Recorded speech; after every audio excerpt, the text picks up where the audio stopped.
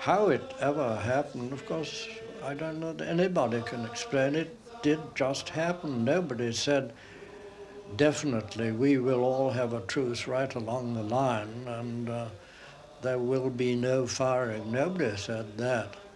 It just occurred. During a war, suddenly meeting the enemy and talking to them and exchanging souvenirs and things with them, well, so quite unheard of, sort of unexpected sort of thing. Well, I'm sure it was stand out in anyone's memory.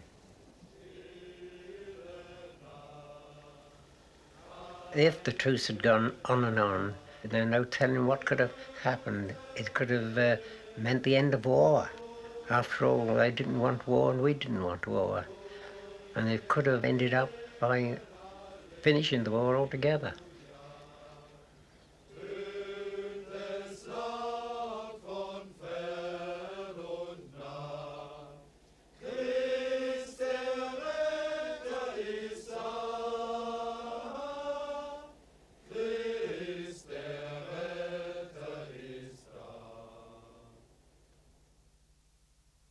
In 1914, on the Western Front at Christmas, British and German soldiers ceased firing and met and fraternised openly in no man's land. This is an event still vivid in the minds of the men who took part in it. Leslie Walkinton was one of them. Now 84, he was then a mere 17-year-old who joined the Queen's Westminster Rifles as an ordinary soldier on the outbreak of war.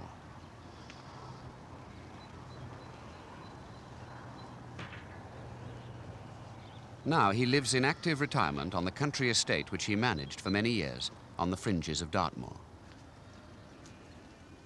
Albert Moren was also there. He too is 84 and was 17 when he volunteered. He became a private in the Queen's Regiment. Later he was severely wounded but recovered to spend a busy working life as a tailor and now lives quietly at West Bromwich. Graham Williams is 88. In 1914, he was a 21-year-old rifleman of the London Rifle Brigade, generally known as the LRB. As a territorial soldier, he was already pledged to king and country when war began. After a career in the post office, he now lives in Brixham, Devon. For all these men, their journey to France in the autumn of 1914 was the beginning of a strange adventure from which they count themselves lucky to have escaped with their lives. But at the time, they marched with cheerfulness and determination to the war which they'd been confidently assured would be over by Christmas. And indeed, for them it was to be over by Christmas, for a brief, remarkable interlude, to resume again brutally and for 4 long years, when Christmas was over.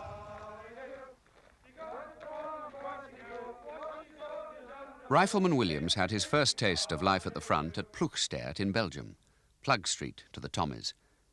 Elsewhere that autumn there was heavy fighting. Almost 100,000 British soldiers were to become casualties by the end of 1914. But Plug Street was, on the whole, quiet, cushy. For Graham Williams and the LRB, it was to be a relatively easy introduction to war. It was very quiet indeed, but most of the time there was nothing doing at all. There was no use firing unless there was something to fire at. Most of the time there was nothing to fire at. Just saw the German parapet. At night occasionally there was a bit of firing because Vera lights were being sent up by both sides more or less all the time, and as they moved they sort of cast moving shadows of a bush or a depression in the ground that could be easily mistaken for a person moving about. But during the day there was not, as I say, only just a sniper now and then. If anyone rash enough to show his head above the parapet, 10 chances to 1 to get a sniper's bullet somewhere near him if it didn't get him. But apart from that, it was quite quiet. Private cameras were officially not allowed, but many men still had them and took snaps of each other, even in the trenches. But as winter approached and the weather worsened, conditions at the front deteriorated too. For Rifleman Walkinton of the Queen's Westminsters, his principal memory of the weeks before Christmas is of mud. Been a lot of rain, and of course when you get rain on fields and farm tracks, and a lot of people walking up and down, obviously it gets pretty muddy. And it was very much like that, getting up to the trenches before one ever got into them. One was halfway up to one's knees probably and struggling along with a pack and a rifle and a blanket and goodness knows what. That was a big ordeal. And when you got into the trenches themselves, we were literally just in a sort of ditch. Leslie Walkington's battalion was 7 miles south of Plug Street, in the open agricultural land east of Armentières. Albert Moren's territory was almost 3 miles to the southwest, among the marshy fields and distinctive willow trees near Bois Grenier and Fleur Bay. Here, he and his comrades of the 2nd Queens, many of them mere boys, settled into the regular routine of trench life. You know, as soon as it got daylight, we'd have stand to, and then everybody will be on the lookout in case there's a morning attack. And then, of course, afterwards, it was all settled down. You'd have your rations. Your rations would be brought to a communication trench. And the water carriers would bring you some water, if you were lucky.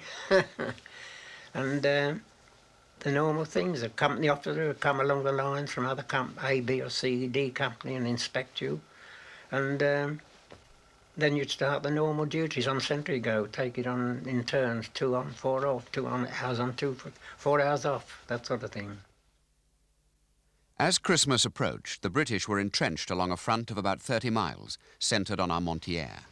Between the opposing trenches was no man's land, and on the other side of no man's land was the enemy, the army of Kaiser Bill. Well, the Germans were about, I think, 300 yards away.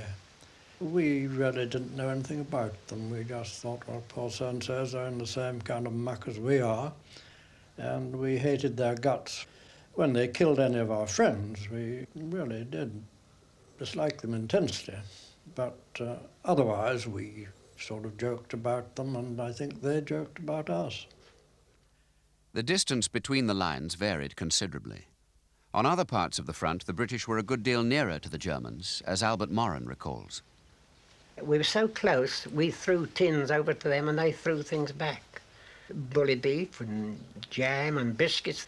It wasn't done regularly, it was just an occasional sort of thing, naturally. We could hear the Germans talking at night, singing and everything. They used to shout across, Englander, Englander, you know. And we used to say, good old Jerry and things like that. At this stage of the war, there was still a genuine fellow feeling between the British and German ordinary soldier that was to be largely lost later on. We were very much against the German government and the policy of the German government, and the Kaiser particularly. But the individual Germans, well, we thought they were just doing their job in the same way as we were. Although, of course, if it had been an attack, we'd have shot them all right, the same as they'd have shot us. I mean, it was sort of being shot was sort of occupational hazard, and it applied to both sides, and that's the way we sort of looked at it. A week before Christmas, the British launched a number of attacks on the German lines, with heavy casualties. Afterwards, in some sectors, British and Germans met between the trenches to bury their dead. Such arrangements are not unusual in war. Perhaps what was unusual was that both sides fraternized, if briefly, in no man's land, a portent of what was to come. Meanwhile, Christmas was rapidly approaching. Back home, the newspapers advertised suitable gifts for the fighting men. No present will be more eagerly welcomed at the front than a parcel of really good, warm clothing. The added comfort and protection will mean much to the men who are keeping watch day and night in trenches rimmed with ice, whose aim must be steady, though their fingers shake with cold. Send them Hope Brothers 5-shilling parcel. Many of the presents advertised were strictly practical. But there were seasonal suggestions too, such as, from a well-known establishment in London, a 15-shilling Christmas box, including tinned roast turkey, tinned Christmas pudding, chocolates, and other appropriate delicacies. In France, the soldiers set about fostering the Christmas spirit themselves. Indeed, reports in the press that the Tommies were eagerly collecting mistletoe began to cause grave anxiety among sweethearts and wives in Britain. In most cases, they need not have worried.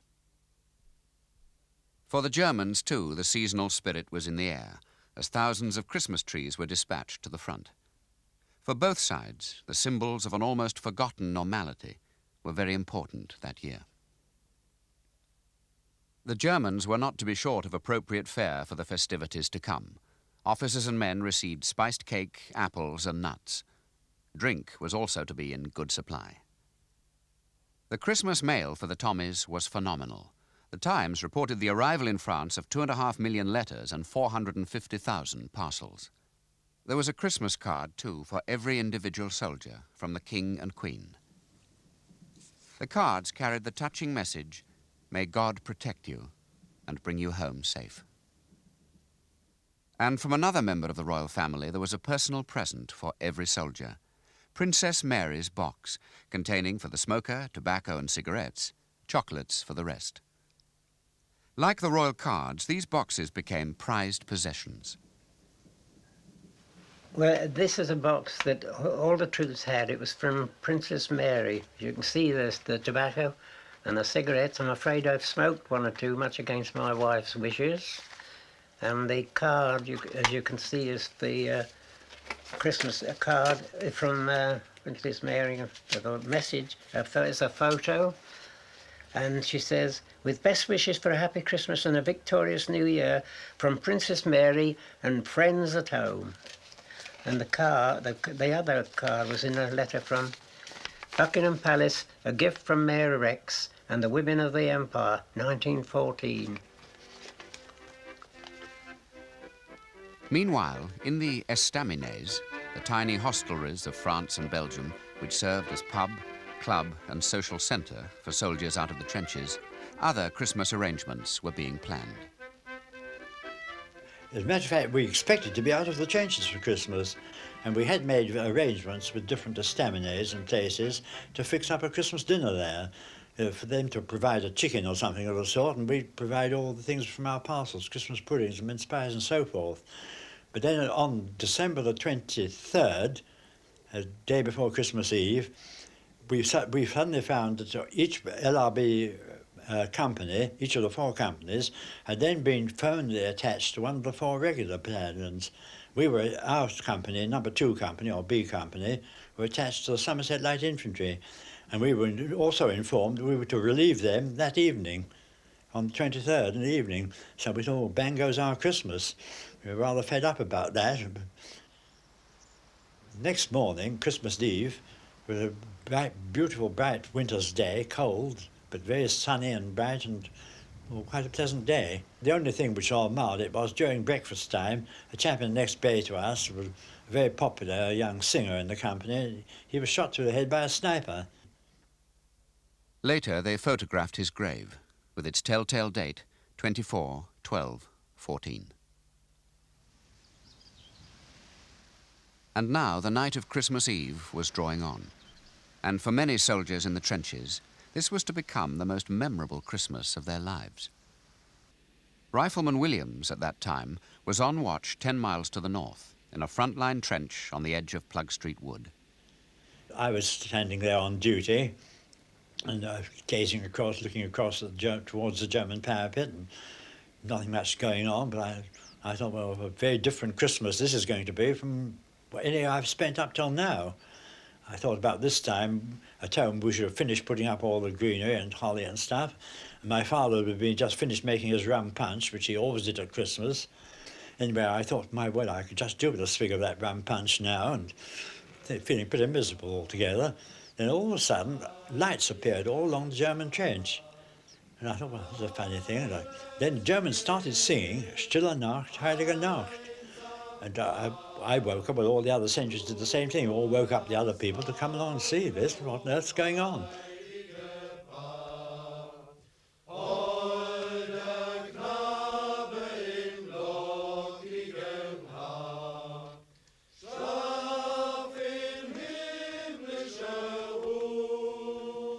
They finished their carol, we applauded them, and then we thought we must retaliate in some way. So we replied with the First Noel, and when we'd finished that, they all began clapping, and then they struck up another favourite carol of theirs, O Tannenbaum, which is the same tune as the Red Flag. And so we went on. First the Germans singing one of their carols, then we'd sing another of ours. Until then we started up Come All Ye Faithful, and the Germans immediately joined in singing the same thing to the Latin words of Adeste Fideles. And well, I thought this was rather an extraordinary thing really, to think of the two nations both singing the same carol in the middle of a war. They sang something and we applauded, and then we sang something back and they applauded.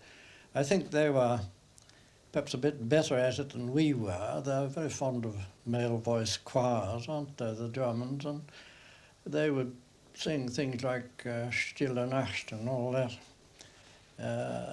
and sing them really rather beautifully. Christmas morning, 1914. Behind the front, a formal church parade. At the front, the atmosphere of the night before still prevailed. It was rather foggy, actually, at first that morning, but when the fog cleared, we began to climb out the trench and wave and then quickly jump in again in case they shot at us. But nobody did shoot, and eventually several people got out, and some of us went forward beyond our barbed wire. Anyway, eventually a couple of chaps met in no man's land and shook hands and turned round and waved, and we all cheered, and then we flocked out like a football crowd, sort of,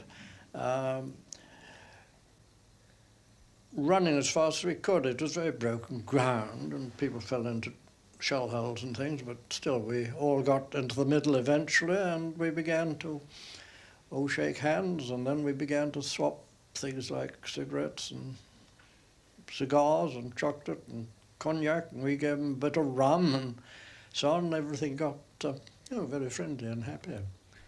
And we stayed out there the whole of the day.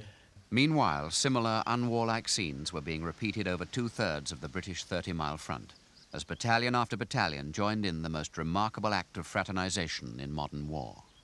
The no man's land was an extraordinary sight. It was full of parties of Germans and British all meeting each other and talking and laughing and exchanging souvenirs, exchanging buttons and cap badges and so forth. Well, I was walking along and a chap came up to me and he actually greeted me with the words, "What's your cock, how's London?"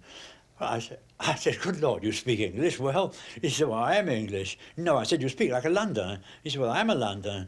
I said, "Well, what the hell are you doing in the German army?" He said, "Well, I'm a German Londoner."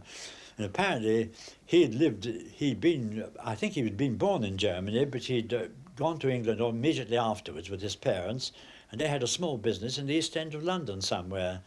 And he'd been brought up in England and gone to school in England and everything. It was all quiet, no firing, and no guns, artillery, and we had rumours passed along the line that there was a meeting with the Germans and British, but we didn't think any more of it.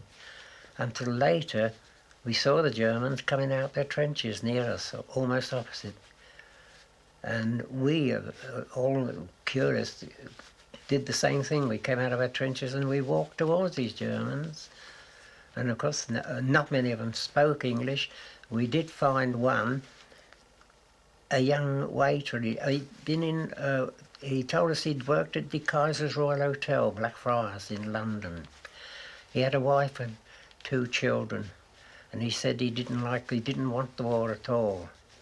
And I think, if that sort of thing had gone on more, we may have seen the end of fighting, the end of the war. How it ever happened, of course, I don't know that anybody can explain it. It did just happen. Nobody said, definitely, we will all have a truce right along the line and there will be no firing. Nobody said that. It just occurred. And but it is all, it made us, you see, I was only a very irresponsible young private soldier then, with no responsibilities at all, and it just made us all roar with laughter because we thought of all the generals and people probably going purple in the face, and there's nothing they could do. And anyway, it turned out all right. The Germans were in the same position, obviously.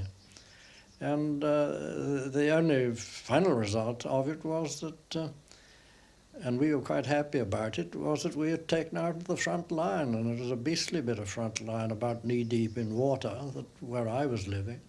So we were pulled out of the front line that night, and we said, well, jolly good, a very fine result of a truce. These are some of the many photographs taken that Christmas time in no man's land, as both British and Germans produced their cameras and cheerfully photographed each other. Many exchanged items of clothing, so that in some photographs you can hardly tell one nationality from the other.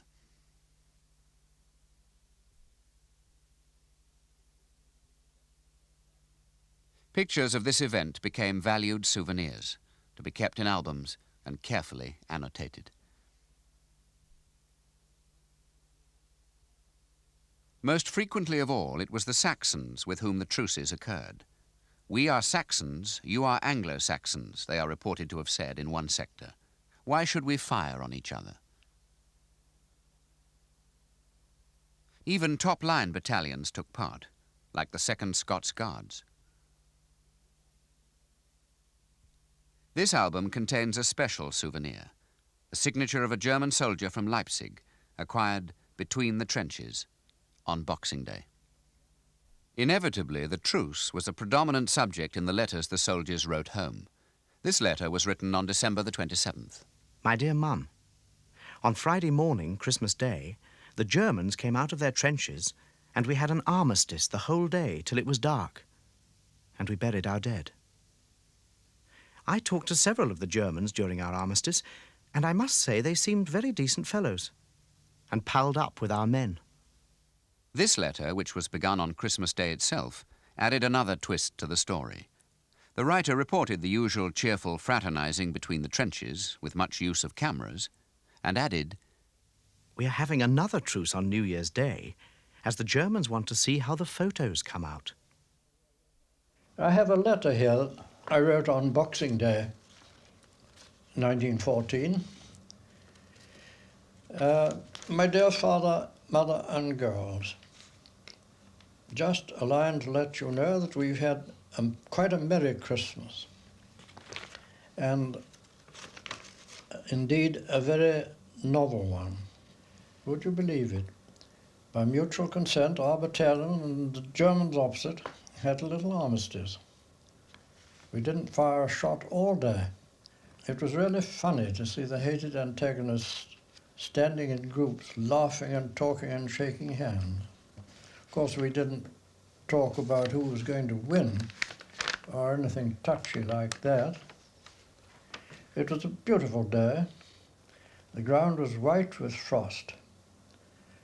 Some of them were trying to arrange a football match, but it didn't come off. Talk about peace and goodwill, I never saw a friendlier sight. We tried to explain to each other that we bore no malice. There were some poignant joint burials that day, with working parties from both sides busy together in no man's land. On one sector, a British chaplain and a German divinity student shared the service between them. And there were burials too behind the lines, in the little regimental cemeteries. The news of the truce took some time to get into the papers back home, but by early January a spate of reports began, inspired largely by soldiers' letters from the front. Almost every paper carried its own variation of the event.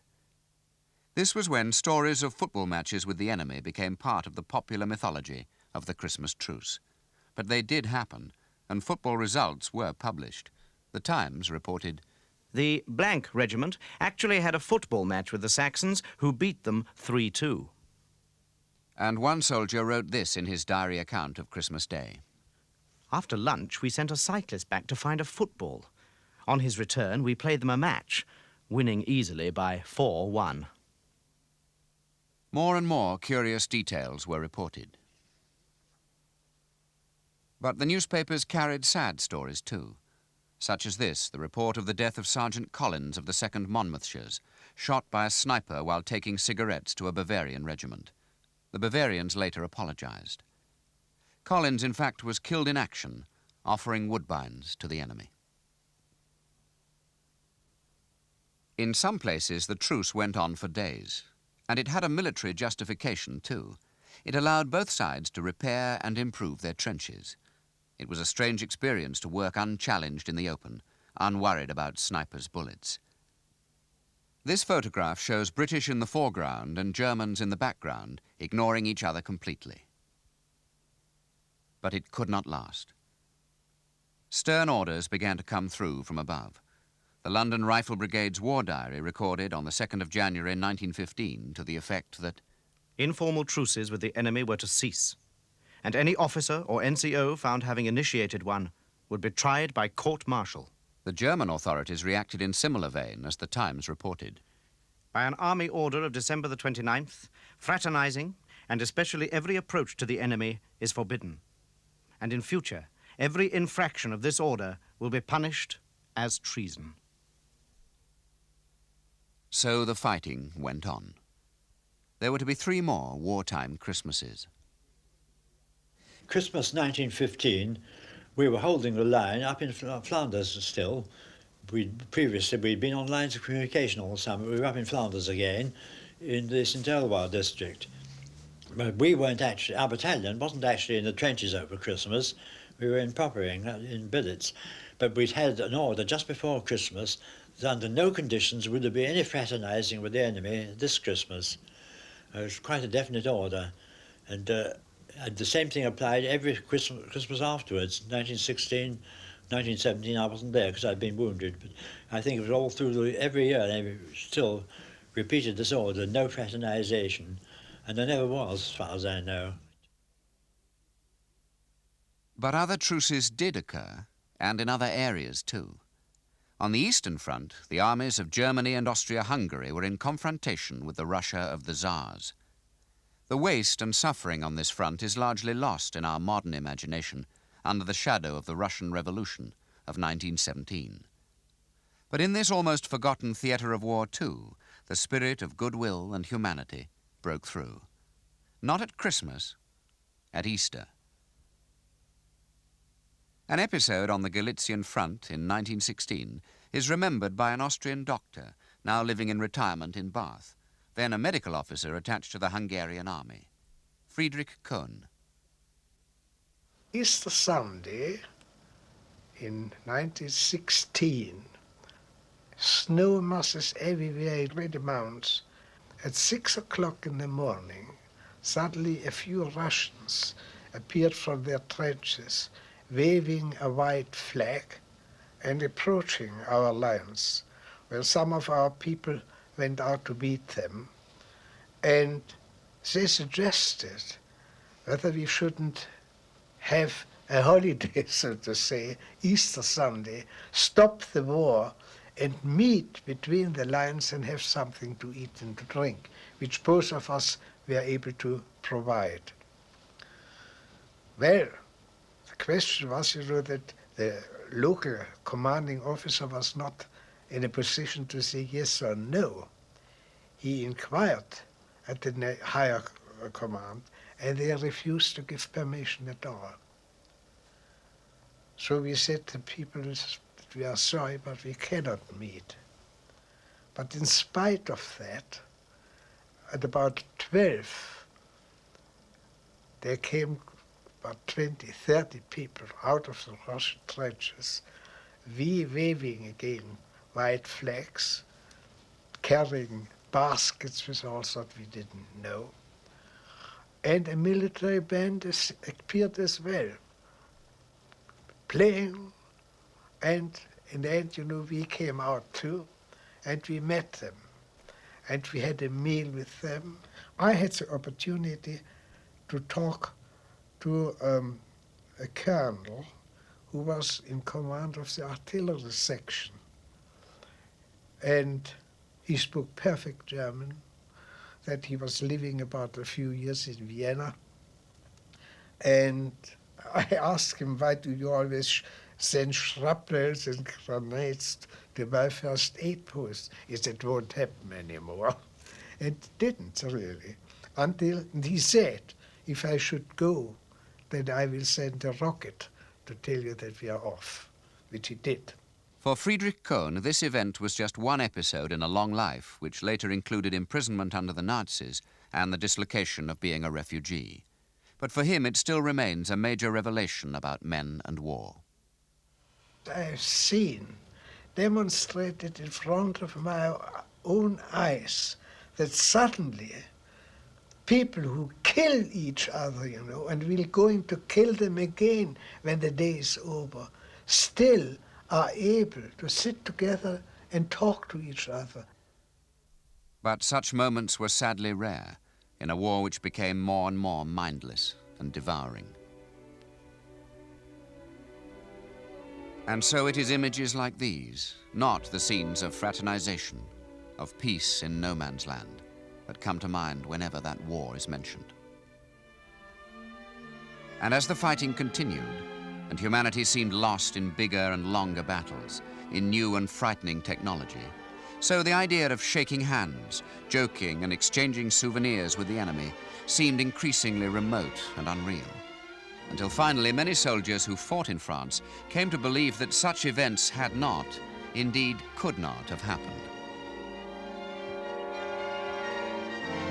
For them, this was no man's land, this zone of desolation, and the Christmas truce was a myth, a fiction, an agreeable story, irrelevant to the killing game still going on.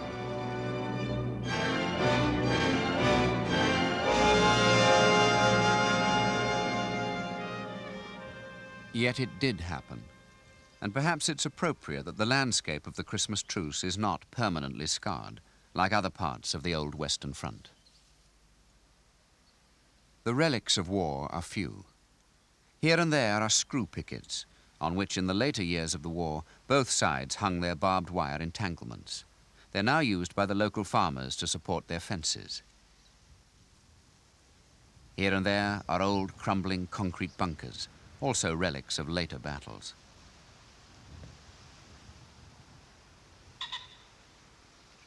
In Plug Street Wood, which never suffered the cruel mutilation of the infamous woods of Ypres or the Somme, can still be found a concrete first aid post, with its oddly evocative name still visible on the lintel, Blighty Hall.